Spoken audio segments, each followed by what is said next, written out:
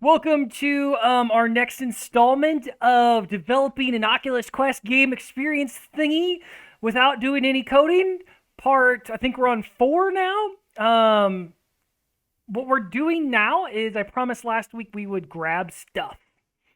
So let's do it. Let's grab some stuff. Now, inside the Oculus, in there somewhere, they have an avatar preset fab thingamajigger that'll grab things. I don't remember where it is. But I'm ripping off someone else's tutorial here. I'm not even going to waste time showing you the one that Oculus made because it had some issues. We're still going to use their tools, but we're going to build it ourselves. All right, so we already have our player controller. We need to have a grabbable prefab on our controllers or on our hands. So if I go look at my right hand anchor and left hand anchor, we should be able to just go to right hand anchor, and we're going to add a component, and we're going to call this a grabber. Okay, OVR grabber. We're also going to use OVR grabbable here in a minute. So let's add OVR grabber, and you should just be able to leave the settings how you want. But what we need to have a grab volume. So let's go ahead and check mark that. We can also say which controller this is. So we can say this is the right touch controller. And I guess active works. But we're gonna keep this on right touch. And then our parent transform, we're going to say, is the right hand anchor. And I'm not worried about the player part. But we need to have a grab volume. So it needs to know what this script is doing is it's detecting that hand grip. When it does, it's going to try to grab whatever item is inside the grab volume we're going to create.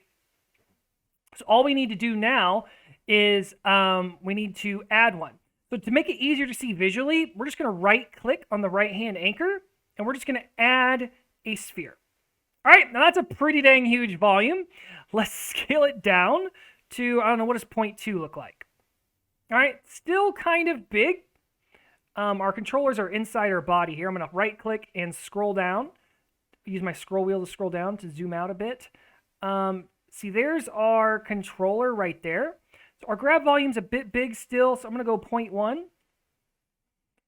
And click on him and just hide the player for a minute. I just hit H to hide, and you can see over here on the right-hand side he's hidden now. We'll unhide him in a minute. All right, so there's our grab volumes. They're roughly the size of the controller. So our sphere we want to be at least big enough that wherever our hand is, I think 0.2 is going to be fine, to be honest. So I'm just going to go ahead and turn off those prefabs again. So let's go to our sphere. This is going to be I'm just going to call it grab volume right.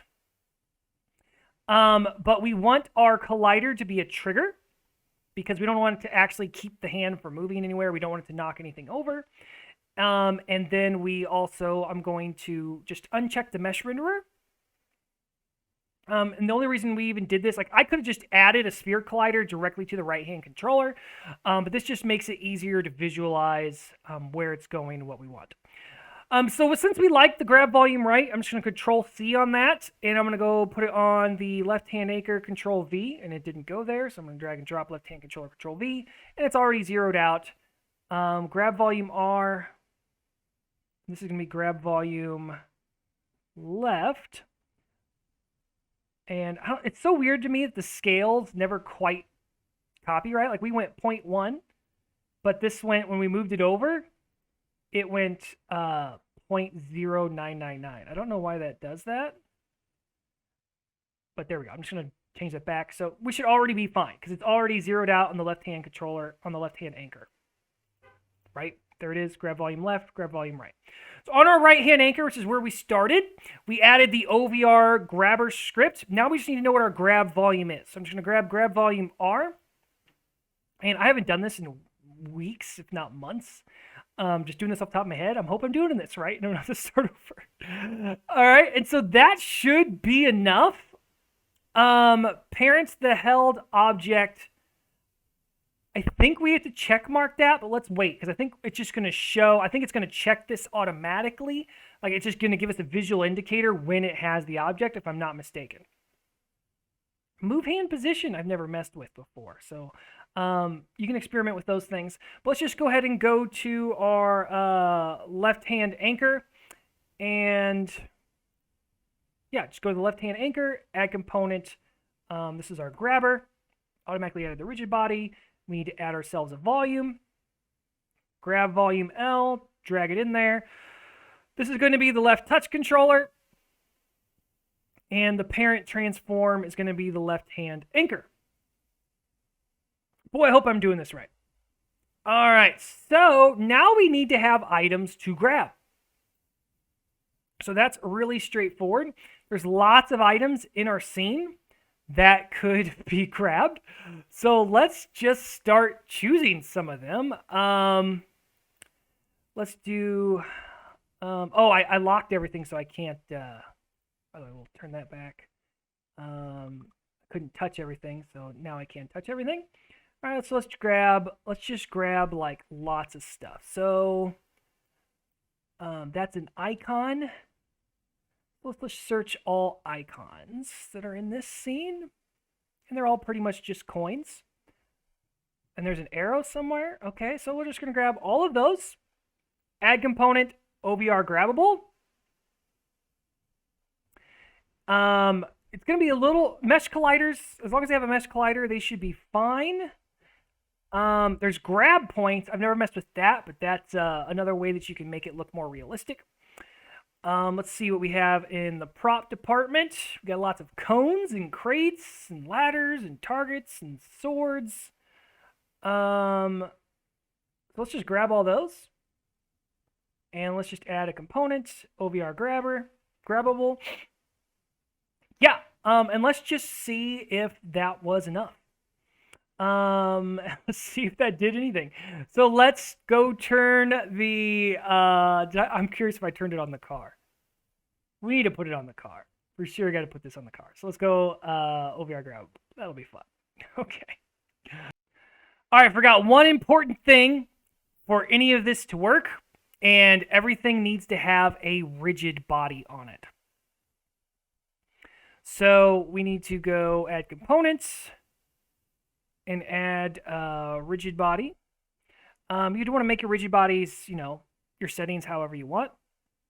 But I'm just going to set it like that. And find all my icons that I had one on. Add component rigid body. And then find all my props. And add rigid bodies.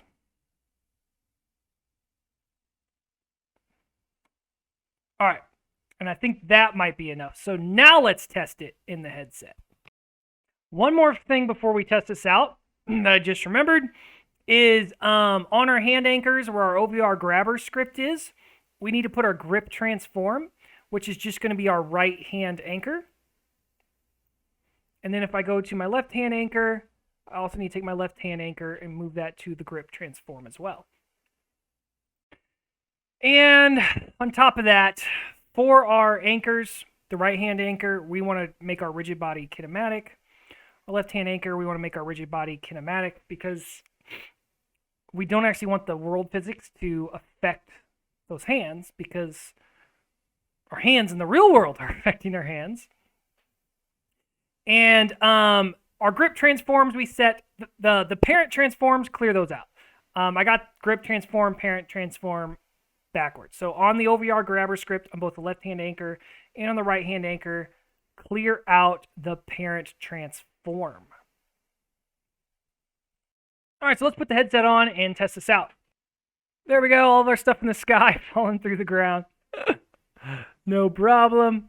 All right, I'm going to recenter. All right, make sure you can all see. Our plane's still in the sky, though. That's interesting. All right, I'm too close to my desk. Can I reach you? Yeah! Whoa! All right. So the car, the car might have been a bit too big because it was knocking us back. Because our grab volume is set to a trigger, right? Grab volume set to trigger. Right hand anchor, kinematic. Yeah. Okay. So uh, the knockback can potentially happen whenever you don't do what I did, which was use a separate game object for our collider. Um, I've never seen it happen whenever I did it with this method though. Like if you just added the collider directly to the hands, a lot of times you'll get that kickback. But let's see what happens if we pick this guy up. What is going on? Why is it pushing us? That shouldn't be happening. Let's try to figure out why. All right, one thing that could be causing our issue is we got a big old fat player controller. All right, so what's happening is we're bringing the game objects really close to it's hitting our player controller. So let's try going to our OVR player controller here, and let's making the radius much smaller. What's 0.3 look like? Let's go 0.3. So here, it's still not perfect because our character is not really that big. But I think that might have been part of our issue was our character controller was getting pushed because we really don't have any other physics happening here. So what I did is I went to my physics debug window, which you can get from window, analysis, physics debugger. And when this is on and you have the gizmos turned on, you'll see all your different colliders. And so, yeah, I think that's what was happening is it was hitting our body and pushing our body back. One thing we could do is we can make, we can set the player on its own layer, right? So we can add a layer for the player, add player, then go back to the player. When you create the layer, it doesn't automatically add the layer. So you have to go back now and put the player on a layer. Do we want to change children? No, because the controller's here. That should be fine. And so then all of our, for now, I'm just going to go back to icon. And let's call these, I'm just going to make a grabbable layer. So we have one. We have a grabbable layer. Don't remember adding one. Did that get added automatically? Interesting. Come here. And let's put those layers on grabbable. Did I create that layer? Because if I didn't, I don't want to, I'm wondering. I'm going to make a new layer just because it doesn't, I'm just going to call it an items layer. Because I think the script may have added that. Let's go to just put all those on items. And let's go to our props. We'll go all of those. We're going to put those on the items layer. And then also this fun car. Put that on the items layer. Then we know this object only. Then let's go to edit, project settings, physics, scroll down. And we want the player, here's the player, not to collide with items. Here's items, there's player. All right, so now the player and the items should not collide. Now, hopefully we'll still be able to grab them. I don't think we're gonna have an issue. I don't think so. So let's see what happens now when we put the headset on. All right, there we go. That's just fun to watch. All those things fall down from the sky. All right, big test. I'm a big, strong man. Blah, I got the car. If I grab with my other hand, it doesn't let you two-hand grab. It automatically removes it from one. See, I'm holding grip on both hands. But I regrip here, still holding right. It takes over the right. Let's see if I can throw the car. Blah! Yeah, kind of. Find something a little bit easier to see what we're grabbing. Grab this cone. There we go. Grab the cone, and let's chuck it. All right, chucking doesn't work great. Can we pick up this thing off the ground? Bend over. I can't get low enough. Nope, it's below, it's too low for me to reach. What about this little question mark that fell over? Can I climb this slope? Yeah. Question mark? Yeah! Question mark! Woo! There it goes. You can grab this ladder probably. Yeah, knock stuff over. Yeah, we're having a good old time now. Get out of here, box. They're all the same weight, so it's really easy to interact with everything. Yeah, so fun times. So I just walked through that wall somehow. Throw that. But so yeah, there you go. That's another thing you can do to create a fun experience. I don't have my snap turn done really well, but okay. What happens if I grab it while I'm standing on it? Because the hood I'm standing on, I fall through it. You ever want to lift up a car? Now you can. Woo! All right. So there you have it. Hopefully that was a short and sweet video. Very simple. Again, no coding on our part, and we were able to pick up items by using the hand grip on the Quest controllers. Is there anything else that we can do without coding? Ooh, one thing that could be fun is like that door. Y'all see that door on screen? If it's on like a hinge, it probably isn't going to work the way that it's set up. But if you put if you had to put like a hinge bone or a hinge joint on that door, you'd be able to like just grab the doorknob and pull, and it would open. And you're more going to likely use code to handle your rotations and stuff when you're opening the doors. But yeah, so I think that's the end of what I'm going to cover with no coding. So if you're still interested in taking this a bit further, but you still don't know how to code, what I'm going to do from here on out is maybe we'll continue to play with this scene, but we're going to use a tool called Playmaker. Now, if you're a student, you can go to just search Unity Playmaker, and you'll find Hutong Games' website. If you're a student, you can probably get it for about $30. If you're not a student, it's going to be about $60 in the Unity Asset Store. But it's really worth it because it allows you to just get in and start developing without taking a few months to learn how to actually do C# coding. It's also useful if you know a little bit of coding, just because being able to visually see what you're doing is really helpful. So you can check out some of my other videos, or I've already done some tutorials with Playmaker. But when I come back to this scene, the next episode in this series, we will be using Playmaker to take this even further. So I hope to see you in the next episode. Don't forget to like, comment, subscribe, and we'll see you next time.